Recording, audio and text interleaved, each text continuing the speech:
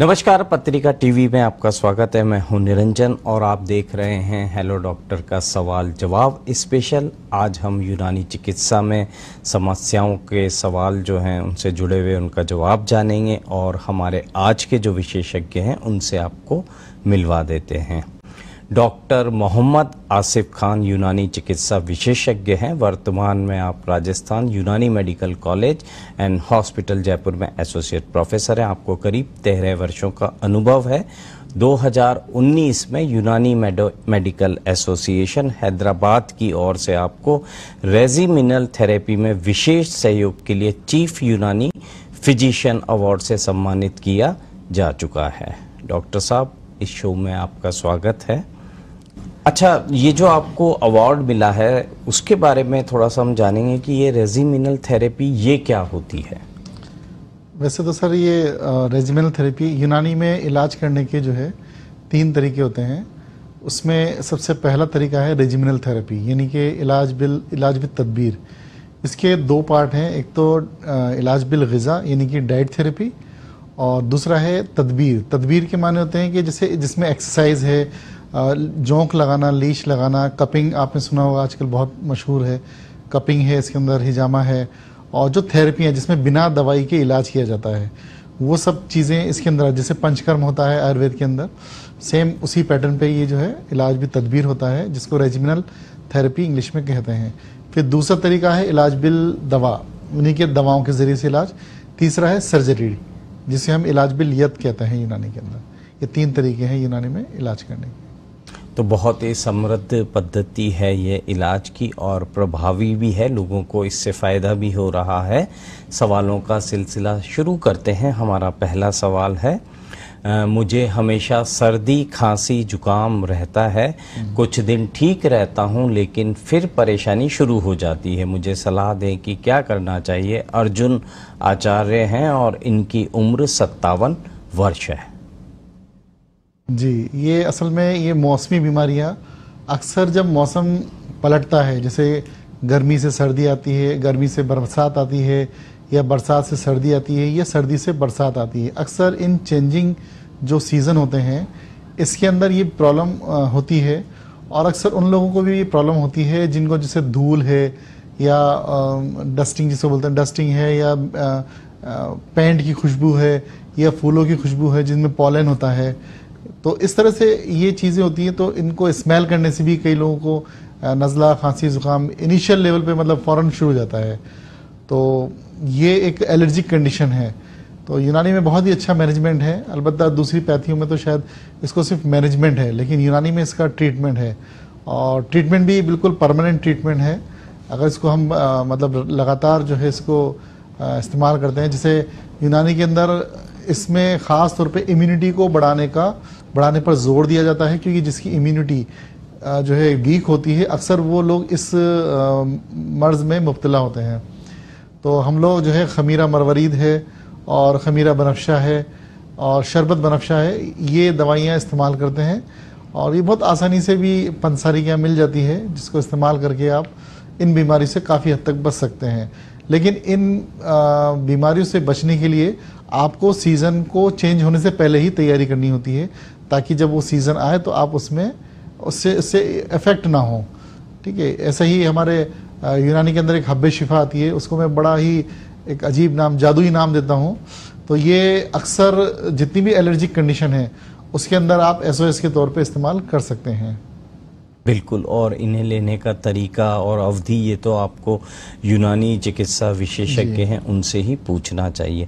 वैसे जो आपने नाम बताए इन दवाइयों के, हालांकि वे दवाइयां हैं लेकिन नाम ही इतने लजीज हैं कि ऐसा लग रहा है कि ये काफ़ी असरदार चीज़ें होनी चाहिए। खैर, अगला सवाल है, यूनानी पद्धति के अनुसार स्किन केयर से जुड़े कुछ घरेलू उपाय बताइए जिससे त्वचा में निखार आए और दाग धब्बे भी खत्म हों। ये नीलोफर का सवाल है। जिनका सवाल है, नाम नीलोफर है, तो यूनानी में भी एक दवाई आती है नीलोफर। तो स्किन के अंदर बहुत ही अच्छे रिजल्ट हैं, ख़ास तौर पे अर्टिक एरिया है, जैसे स्किन के ऊपर एक दाफट, जैसे लाल चींटी काट जाती है, इस तरह से एक उभार पैदा हो जाता है।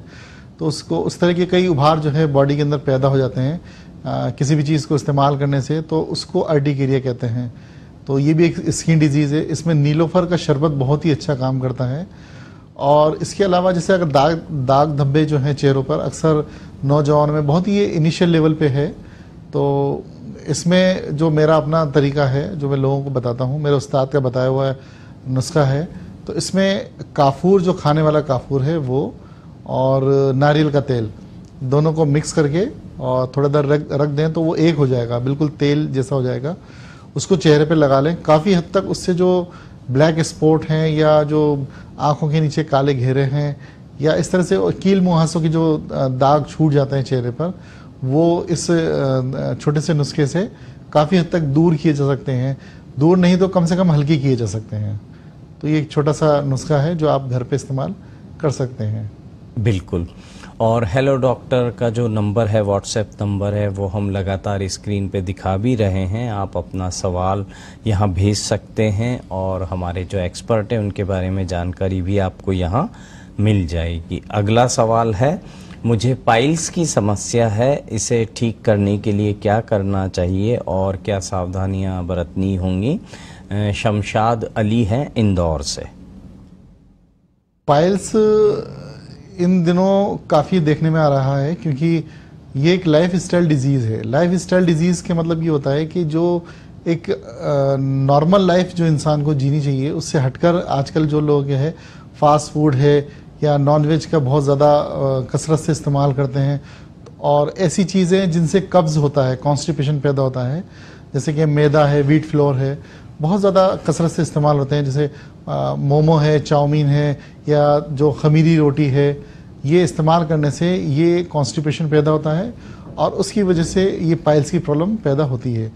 तो इलाज से पहले ज़रूरी है कि जो जिन वजह से ये प्रॉब्लम हो रही है उससे दूर रहा जाए। ये प्रॉब्लम अगर आप परहेज़ कर लेते हैं तो उससे ही काफ़ी हद तक दूर हो जाती है। फिर भी अगर प्रॉब्लम अपनी जगह बाकी रहती है इन चीज़ों से बचने के बाद भी, तो अपने खान पीन में काफ़ी हद तक चेंज लेके आए। और बहुत ही एक छोटी सी चीज़ बता देता हूँ, हब्बे रसौत करके आती है एक टैबलेट, 2 गोली दिन में 3 बार इस्तेमाल कर लें और तो काफ़ी हद तक इससे छुटकारा पाया जा सकता है। बाकी कब्ज़ को दूर करें, ऐसी चीज़ें इस्तेमाल करें जैसे पपीता है, इससे कब्ज़ ना होने दें, तो ये बीमारी अपना आप ही दूर हो जाती है। और ज़्यादा प्रॉब्लम है तो फिर आप अपने चिकित्सक से जो है परामर्श करें, ज़्यादा अच्छा है।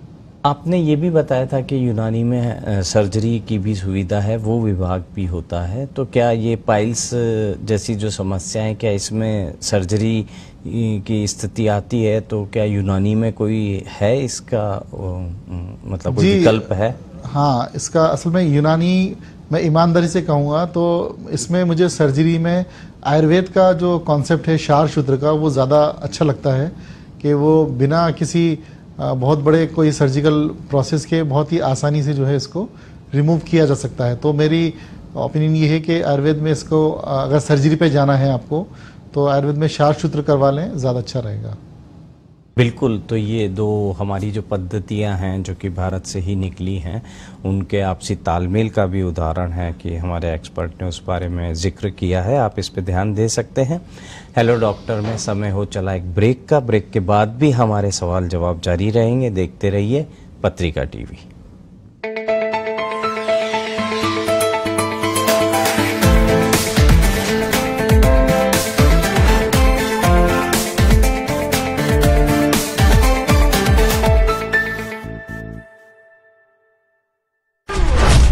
राजस्थान प्रीमियर लीग, जयपुर वालों तैयार हो जाओ। 3 से 10 सितंबर आइए और राजस्थान प्रीमियर लीग का लुत्फ उठाइए।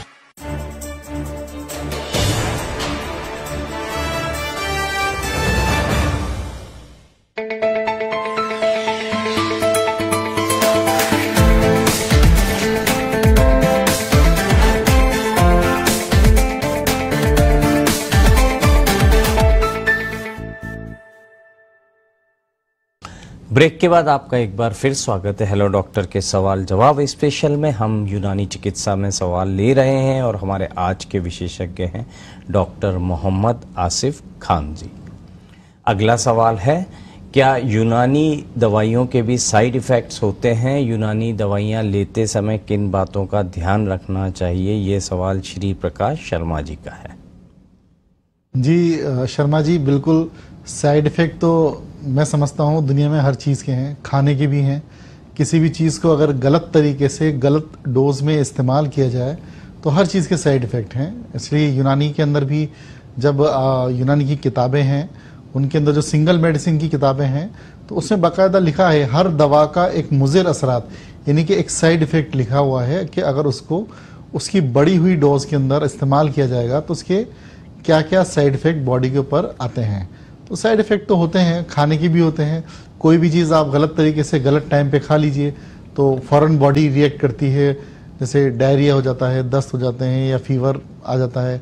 तो बॉडी बहुत ही समझदार एक बॉडी मतलब एक मशीन है जो फ़ौरन ही डिफेंस के अंदर आ जाती है। उसी को हम साइड इफ़ेक्ट कहते हैं। जिस चीज़ को बॉडी एक्सेप्ट नहीं करना चाहती उसको बता देती है। तो बिल्कुल साइड इफ़ेक्ट होते हैं इसके। और सावधानियों की रही बात, तो सावधानियों में जो है बेहतर तो ये है कि कोई भी दवा आप बिना डॉक्टर के परामर्श के ना लें। हाँ, बहुत छोटे छोटे नुस्खे होते हैं जो अगर शुरुआती दौर में अगर आप इस्तेमाल कर लें तो ठीक ही रहता है, लेकिन ज़्यादा बीमारी अगर बड़ी हो जाए तो आपको चिकित्सा परामर्श से ही उसका इलाज लेना चाहिए। बिल्कुल। और सोशल मीडिया का जो दौर चल रहा है, हाँ। उसमें नुस्खे वहाँ पर देख के और उन्हें हम लेना शुरू कर देते हैं, आजमाने लग जाते हैं, और जो साइड इफ़ेक्ट की बात है उनसे ज़्यादा आते हैं, और फिर हम कहते हैं कि ये उस पद्धति को हम दोष देने लग जाते हैं, जबकि उसका जो सही तरीका है उसे हमने फॉलो नहीं किया है। तो ऐसी गलती ना करें, पैथी के विशेषज्ञ को जरूर दिखाएं या उनसे सलाह लें। अगला सवाल है, यूनानी चिकित्सा के अनुसार मानसिक स्वास्थ्य की देखभाल कैसे की जाती है? असगर खानम है जोधपुर से। मानसिक संतुलन भी इन दिनों काफ़ी बढ़ गया है ख़राब होना, क्योंकि जैसे ये स्मार्ट मोबाइल का दौर है, 5G का दौर है, तो लोग मोबाइल इतना ज़्यादा यूज़ करते हैं कि उसमें इतना खो जाते हैं कि वो एक तरह से दिमागी तौर पे परेशान होते हैं। जहनी तौर पे किसी से बात करना पसंद नहीं होता, चिड़चिड़ापन रहता है और बात बात पे गुस्सा आता है। ख़ास तौर पे बच्चों में भी ये इसका एडिक्शन इतना बढ़ गया है जब से ये ऑनलाइन क्लासेस का एक दौर चला है, तो मानसिक कहीं ना कहीं प्रताड़ना उनके साथ होती है। तो यूनानी में हम लोग इसको बहुत ही अच्छे से केयर करते हैं। बाकायदा हमारा पूरा एक सिलेबस, एक चैप्टर है इसके ऊपर कि मानसिक रोगियों को किस तरह से, सबसे ज़्यादा ज़रूरत मानसिक रोगियों को दवाई से ज़्यादा काउंसलिंग की ज़रूरत होती है, नहीं समझाने की ज़रूरत होती है। उनको मतलब इस तरह से ट्रीट किया जाए जैसे वो फैमिली मेम्बर हो, पहली चीज़ हो। दूसरा ये कि दवाओं के तौर पर जैसे जैसे उनके सिम्टम होते हैं, जैसे जैसे बीमारी के जो साइन होते हैं उसके अकॉर्डिंग दवाई दी जाती है। जैसे अगर मरीज़ बहुत ज़्यादा हाइपर है किसी भी चीज़ को लेकर, तो हम उसमें जो है ठंडी दवाइयाँ देते हैं। जैसे कि एक बहुत ही एक आम दवा है शरबत अहमद शाही, इसमें बहुत अच्छा काम करती है मानसिक रोगियों के अंदर। किसी भी तरह का मानसिक रोग हो उसमें ये हम आँख बंद करके चलाते हैं, क्योंकि इसके पीछे एक कहानी भी है। अहमद शाही नाम का एक बादशाह हुआ था जिसको ये मानसिक रोग हुआ था और उसी के लिए दवाई बनाई गई थी। तो ये बहुत ही अच्छी कारगर दवा है मानसिक रोग में। बिल्कुल। अच्छा, ये जो आप दवाइयों के नाम ले रहे हैं, तो ये सैकड़ों साल पहले जो लिखे गए थे वही नाम है या ये अब बदल दिए गए हैं? मतलब आपके जो यूनानी के जो ग्रंथ हैं या जो किताबें, उनमें इन्हीं नामों से इनका वर्णन है या ये अब इवॉल्व हुए हैं नाम? नहीं सर, ये नाम तो उसी दौर के हैं। जैसे एक हकीम जालिनूस, जिनको गैलन भी बोलते हैं, लैटिन नेम गैलन है उनका, तो उन्होंने जिस दवाई का मतलब इन्वेंशन किया तो उन्हीं के नाम पर ये दवाई है। जैसे जवारिश जालिनूस आती है यूनानी के अंदर, है ना। इस तरह से जो हकीम ने जो नाम दिया उसी नाम से आज भी ये पहचानी जाती है। किसी तरह का कोई चेंज नहीं हुआ है। इसको यूनानी में असल में दो तरह की दवाइयाँ होती हैं।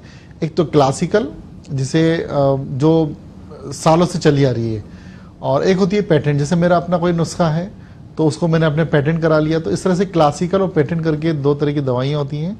और क्लासिकल दवाओं में कोई तब्दीली नहीं है, कोई चेंजेस नहीं है, बरसों से ऐसे ही चली आ रही हैं। बिल्कुल। हेलो डॉक्टर का व्हाट्सएप नंबर हम स्क्रीन पे दिखा रहे हैं, यहाँ आप अपना सवाल भेज सकते हैं और हमारे जो एक्सपर्ट हैं उनके बारे में भी जानकारी ले सकते हैं। अगला सवाल है, यूनानी पद्धति के अनुसार किस तरह की जीवन शैली अपनाने की बात कही गई है? अनिरुद्ध प्रजापत हैं बीकानेर से। यूनानी में एक बहुत ही अच्छा वर्णन है जिसको हम फर्स्ट ईयर की जो किताबें हैं उसके अंदर ही पढ़ाते हैं, जिसे असबाब सित्ता ज़ुरैनी के 6 एसेंशियल फैक्टर्स जिसको बोलते हैं। आप गूगल पे भी सर्च करेंगे तो मिल जाएगा। तो यूनानी का एक बड़ा ही ब्रॉड चैप्टर है ये। तो उसमें खाना पीना किस तरह का हो और उसमें नींद लेना उठना और खाने के अलावा जैसे उसमें फरागत करना, किस टाइम पे हम फारिग हों, यानी कि जो मतलब जैसे उसमें यूरिन है और जो है फीकस मटेरियल का निकलना है, फिर इसके अलावा पसीने का निकलना है। तो जीवन शैली को किस तरह से मेंटेन किया जाए, यूनानी में इसको लेकर इलाज भी तदबीर, जो मैंने एक शुरू में एक बात कही थी, उसमें एक बहुत बड़ा चैप्टर है ये जीवन शैली का। तो जब भी मरीज आता है तो उसको कम से कम 10 मिनट तक हम लोग जीवन शैली के ऊपर ही जो है उसको समझाते हैं कि आपको किस तरह से खाना है, किस तरह का पीना है। जैसे ठंडे मौसम है तो उसमें हमें गर्म चीज़ों का, गर्म ग़िज़ाओं का इस्तेमाल करना चाहिए। अगर गर्म मौसम है तो हमें ठंडी चीज़ों का इस्तेमाल करना चाहिए। सर्दी में और बरसातों में हमें किन चीज़ों का खाना चाहिए, उन किन चीज़ों का एहतियात करना चाहिए, ये सारी चीज़ें जो है यूनानी के अंदर मौजूद हैं। और हम जैसे जैसे मरीज आते हैं या जैसे लोग आते हैं उसके हिसाब से उनको समझाते हैं। बिल्कुल। अच्छा, जो यूनानी की दवाइयाँ होती हैं, आम लोगों के मन में भी सवाल रहता होगा कि वो आयुर्वेद से किस तरह से अलग है, क्योंकि जो भी हम जड़ी बूटियाँ या जो भी प्रकृति में उपलब्ध हमारे पास वनस्पति है या चीज़ें हैं उन्हीं से इनको बनाते हैं, तो वो तो कॉमन ही है। तो क्या ऐसा संभव है कि जो चीज़ें आयुर्वेद वाले इस्तेमाल कर रहे हैं वही चीज़ें आप भी इस्तेमाल कर रहे हो? नहीं सर, जैसे जड़ी बूटियों की बात करें तो देखिए, जड़ी बूटी तो आयुर्वेद में भी और यूनानी में सेम है। जैसे अश्वगंधा है आयुर्वेद में नाम है, तो असगंध जो है यूनानी में नाम है। जड़ी बूटियाँ तो सेम है लेकिन उनका इस्तेमाल करने का तरीका बिल्कुल भिन्न है। यूनानी की अपनी एक साइंस है, पूरी फिलॉसफी है उसकी, और ऐसे ही आयुर्वेद की भी अपनी एक फिलॉसफी है। तो उसी के अकॉर्डिंग जो है दवाइयों को इस्तेमाल किया जाता है। जैसे होम्योपैथ में भी ज़्यादातर जो है इनका एक्सट्रैक्ट अल्कोहल बेस होता है, तो वो लोग उस तरह से इस्तेमाल करते हैं। तो दवाइयाँ तो लगभग सेम है लेकिन उनका इस्तेमाल जो है वो अलग अलग तरीक़ों से होता है। बिल्कुल। और फिर अनुभव हो जाता है मरीजों को देखने का, और जो पढ़ाई है हमारी उस पद्धति की वो भी बहुत सारी चीज़ें सिखाती हैं। हेलो डॉक्टर में समय हो चला एक ब्रेक का। ब्रेक के बाद भी हमारे सवाल जवाब जारी रहेंगे। देखते रहिए पत्रिका टीवी।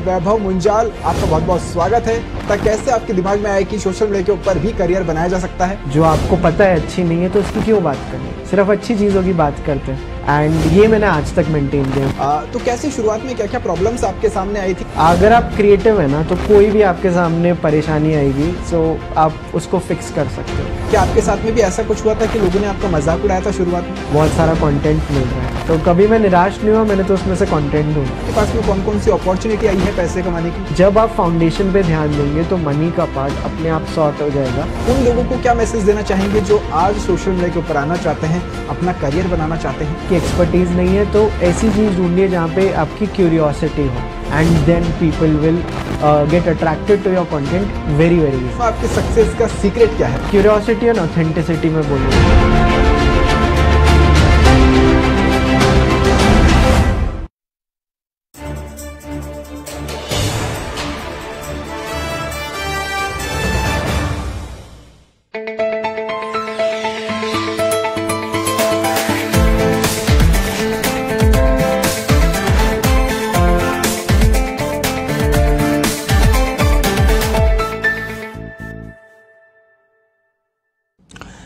ब्रेक के बाद आपका एक बार फिर स्वागत है हेलो डॉक्टर के सवाल जवाब स्पेशल में। यूनानी चिकित्सा पद्धति से जुड़े हम सवाल ले रहे हैं।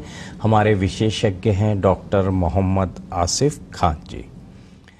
अगला सवाल है, कहा जाता है कि यूनानी दवाइयों से इलाज में काफ़ी समय लगता है, क्या यह बात सही है? सरिता हैं रायपुर से। समय तो सर कोई भी बीमारी हो समय लगता है, और लगभग सभी पैथियों में टाइम लगता है। जैसे एलोपैथी में भी जो है बीपी की दवाइयाँ ज़िंदगी भर लेनी पड़ती हैं, और भी कई बीमारियाँ ऐसे जिनकी दवाइयाँ ज़िंदगी भर लेनी पड़ती हैं।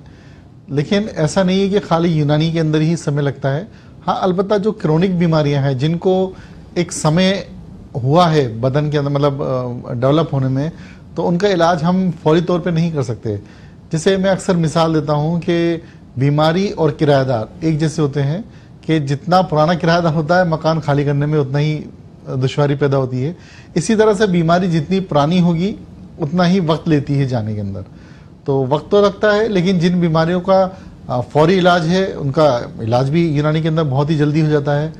तो इस तरह से बीमारी के अकॉर्डिंग, क्रोनिक बीमारी है तो उसमें टाइम लगता है। बिल्कुल। और सोशल मीडिया और तकनीकी जो चीज़ें हो गई हैं, ऑनलाइन हैं, घर बैठे चीज़ें जो आ रही हैं, उनसे शायद हमारी आदत या हमारी सोच भी ऐसी हो गई है कि हम तुरंत ही चीज़ों के नतीजे चाहते हैं। और कुछ पद्धतियां हैं जो कि धीमे भी काम करती हैं, लेकिन वो माकूल उसका पक्का इलाज भी करती हैं। अच्छा, जैसे आयुर्वेद में दवाइयाँ है तो कहते हैं कि लंबे समय तक एक तरह की चीज़ें नहीं लेनी चाहिए, आपको बदल बदल के गैप दे के लेना चाहिए। तो शायद यूनानी में भी ये लागू होता होगा। यूनानी में त्रिफल जो होते हैं, जिनमें त्रिफला होता है, उनको हम बहुत लंबे टाइम तक इस्तेमाल नहीं कराते। जैसे 20-25 दिन इस्तेमाल करवा के और 1 हफ्ते का या 2 हफ्ते का या 10 दिन का जो है गैप करवा के उसको फिर दोबारा से इस्तेमाल कराते हैं, क्योंकि उसके कुछ साइड इफ़ेक्ट आने लग जाते हैं। तो इसलिए उसको मतलब अकॉर्डिंग टू सिचुएशन जो है हम लोग बहुत ही कम दवाइयाँ ऐसी हैं जिनको हम बीच में गैप कराते हैं। अलबत्ता कोई लंबे समय तक भी लेने से कोई ज़्यादा फर्क नहीं पड़ता। बिल्कुल। और हेलो डॉक्टर का व्हाट्सएप नंबर हम आपको स्क्रीन पे दिखा रहे हैं, या यहाँ आप अपना सवाल भेज सकते हैं और डॉक्टर से जुड़ी जानकारी भी ले सकते हैं। अगला सवाल है, मेरी उम्र 54 वर्ष है और कुछ दिनों से घुटनों में दर्द रहता है, कई बार कट कट की आवाज़ भी आती है, इस बारे में बताइए। शेख हसन जी का सवाल है। घुटने की जो अनाटमी है वो बहुत ही क्लियर है कि उसमें जो मूवमेंट है वो लिगामेंट के ज़रिए होते हैं, और जितने भी मूवमेंट है लिगामेंट के ज़रिए ही होते हैं। तो बेसिकली घुटने का जो दर्द है उसमें जो हमारे दूसरी पैथी हैं वो कहते हैं कि साहब ज़मीन पे मत बैठो, कुर्सी पे बैठो, तो उसका मूवमेंट बिल्कुल ख़त्म कर देते हैं। यूनानी पैथी कहती है कि जो चीज़ जिस काम के लिए बनी है उससे वो काम लिया जाए। तो जॉइंट्स जो है उनका काम है मुड़ना, फैलना, सिकुड़ना, तो उससे वो काम लिया जाए। अगर उसको वो काम नहीं लिया जाएगा तो वो जाहिर बात है जाम हो जाएंगे। जैसे नई गाड़ी आप खरीद के लेके आओ घर में और उसको खड़ी कर दो तो वो क्या होगी, वो जाम हो जाएगी। इसी तरह से जो है हमारे जॉइंट भी हैं, उनका जो काम ऊपर वाले ने, ईश्वर ने जो दिया है उससे वो काम लेना चाहिए हमको। अगर उसको रेस्ट कर दिया जाएगा तो वो जाम हो जाएंगे। तो हम यूनानी के अंदर जो है हम उसको उल्टा एक्सरसाइज करवाते हैं। जैसे घुटने की जो मूवमेंट्स हैं, एक्सटेंशन, फ्लेक्सेशन, तो हम वो मूवमेंट करवाते हैं उसको, तो उससे काफ़ी हद तक इसको आराम मिल जाता है मरीज़ को। और बाकी रेजिमिनल थेरेपी है जिसमें कपिंग है और मसाज है और हिजामा है, इसमें हम जोंक भी लगाते हैं, उसके भी बहुत अच्छे रिजल्ट हैं। तो ये सब इलाज के तरीके हैं। बाकी कुछ दवाइयाँ देते हैं जिनसे हम दस्त लगने की दवाइयाँ हैं, ताकि घुटने से जो भी फासिद, डिटॉक्स, जो टॉक्सिस है वो डिटॉक्स हो। ये सब तरीके हैं यूनानी में इलाज के। बिल्कुल। अगला सवाल है, मुझे हर्निया की समस्या है, डॉक्टर ने ऑपरेशन के लिए कहा है, क्या यूनानी में बिना सर्जरी के इसका इलाज किया जा सकता है? शैलेंद्र मीणा है उनका सवाल। हर्निया एक, जैसे यूनानी के अंदर हम लोग इसको बोलते हैं सुए तरकीब, यानी कि शक्ल का बिगड़ जाना, तरकीब का बिगड़ जाना। तो शुरुआती लेवल पे तो हम लोग जैसे इसको देखते हैं, डील करते हैं, कब्ज़ की को तोड़ने वाली दवाइयाँ देते हैं, पेट साफ रखने की, हल्की ग़िज़ा जो है बताते हैं मरीज़ को, तो उससे शुरुआती लेवल पे तो ये बीमारी दूर हो जाती है। लेकिन अगर ज़्यादा बढ़ गया है और पेनफुल होने लग गया है तो हम भी इसको जो है सर्जरी की ही सलाह देते हैं, जब लेकिन परेशानी ज़्यादा बढ़ गई हो तब। तो ऐसी बहुत सारी समस्या हैं जिनका एकमात्र जो इलाज है और जो अंतिम विकल्प है वो सर्जरी ही है, और हर व्यक्ति चाहता है कि मैं सर्जरी से बच जाऊं, तो वो इधर उधर कई तरह के नुस्खे आजमाता है। तो उसमें तब तक तो कोई बुराई या खतरा नहीं है कि वो बीमारी जो है आपकी कंट्रोल में है, लेकिन यदि वो बढ़ रही है और आपको कोई नुस्खों से राहत नहीं मिल रही है तो आपको सर्जरी की तरफ जाना चाहिए। और जो आपके डॉक्टर्स हैं वो भी इस बारे में आपको सलाह देते ही होंगे, देते भी हैं, तो उसे पूरी तरह मानना चाहिए, क्योंकि इस लापरवाही से कई बार आपकी जो जान है वो खतरे में पड़ सकती है, आपको और समस्याएं हो सकती हैं। अगला सवाल है, मेरे बाल तेजी से सफ़ेद हो रहे हैं और झड़ भी रहे हैं, इससे बचाव के लिए क्या करना चाहिए? इस तरह के सवाल हमारे पास जो हैं दर्शक बड़ी संख्या में भेजते हैं, और ये युवा दर्शक जो हैं वो ज़्यादा होते हैं, तो इन्हें कुछ ऐसे नुस्खे और चीज़ें बता दीजिए कि इनके बालों की समस्या में इन्हें राहत मिले। बालों का सफ़ेद होना, ये इसको असल में प्री मैच्योर हेयर गियरिंग के नाम से जाना जाता है। ख़ासतौर पे उन लोगों के जैसे छोटे बच्चे हैं, आजकल देखने को मिलेगा आपको कि उनके बाल जल्दी उम्र के अंदर सफ़ेद हो जाते हैं, जबकि 45-50 साल के बाद अगर सफ़ेद होते हैं तो एक नॉर्मल कंडीशन मानी जाती है। लेकिन अगर उससे पहले अगर बाल सफ़ेद हो रहे हैं तो फिर उसके बारे में एक बार सोचना चाहिए, और सही जो हकीम है, जो यूनानी फिजिशियन है, उससे इलाज लेना चाहिए। मैं एक बहुत ही छोटा नुस्खा बता देता हूँ आपको कि जो आप अपने लेवल पर भी जो है बिना किसी परामर्श की भी इस्तेमाल कर सकते हैं। छोटी हड़ आती है, उसमें से एक हड़ जो है डेली आपको, जैसे चॉकलेट हम चूसते हैं इस तरह से उसको चूस के ख़त्म करना होता है। एक डेली जो है आप उसको जो है इस्तेमाल करिए, एक हड़, छोटी हड़, तो उसका रिज़ल्ट बहुत ही अल्टीमेट है। और मतलब लगभग बाल अगर उसको आप मतलब जब तक जैसे बचपन से इस्तेमाल करके एक जवानी तक भी अगर आप उसका इस्तेमाल कर लेते हैं तो इसके बारे में लिखा है कि बुढ़ापे तक भी आपके बाल जो है सफ़ेद नहीं होंगे, इसके बारे में इतना लिखा है। तो और एक चीज़ और है कि जो पॉल्यूशन है इससे भी बचा जाए, ये भी एक सफ़ेद बाल होने की एक वजह है। इसके कार्बन जो एलिमेंट है वो बालों की जड़ों में जाके जमते हैं और ब्लड सर्कुलेशन को वीक करते हैं। तो और हेलमेट भी जो बहुत लंबे समय तक लगाते हैं, ये भी एक वजह है। तो सावधानियां भी ज़रूरी हैं इलाज के साथ साथ, तो दोनों चीज़ों का तालमेल हो तो इलाज बहुत अच्छे से और जल्दी होता है। बिल्कुल। अच्छा, कोई ऐसा नुस्खा बता दीजिए, क्योंकि दर्शकों को आजकल ये यकीन ज़्यादा होता है कि सिर में यदि कुछ लगाएंगे तो उससे उनके बाल झड़ेंगे भी कम और सफ़ेद भी नहीं होंगे, तो कोई ऐसा तेल या कुछ ऐसा जो वो बना के घर पे काम में ले सकते हो?